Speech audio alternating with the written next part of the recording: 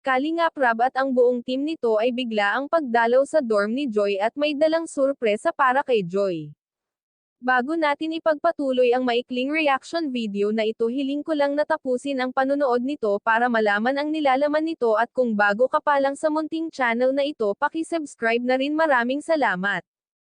Kalingap Rab, nangamba ito sa lugar na kung saan si Joy nakatira dahil makitid ang daanan nito at nasa liblib na lugar ang dorm na inuupahan nito. Joy nagulat sa pagdating nila Kalingap Rab sa dorm nito. Napakaliit pala nitong dorm na inuupahan ni Joy. Agad sinabi ni Joy na ito lang daw po ang kasya sa budget na pangrente nito.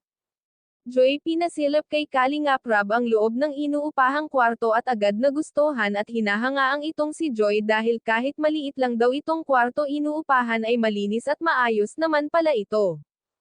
Kalingap Rab inaya si Joy na sumama muna ito sa bahay nila kung saan ang ina nito dahil may dala itong bigas para sa kanilang mag-anak at may nagpapaabot dito ng pera sa kanila.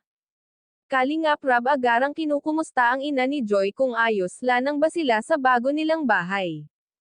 Okay lang naman daw silang mag-anak dito, pero agad sinabi kay Kalingap Rab na may tulo raw ang bubong ng bahay nila sa kadahilanan daw ay baka di raw nalagyan ng bulkasil nang ito'y ginagawa at sanhi ng pagbaha sa loob ng bahay nila. Masayang ibinalita ni Kalingap Rab sa ina ni Joy na dumating na raw po yung passport ni Joy at makakasama at makakarating na ito sa Hong Kong at may nag-sponsor na dito ng pamasahe ni Joy. Laking tuwa naman ng ina nito at makakapunta na ito sa Hong Kong.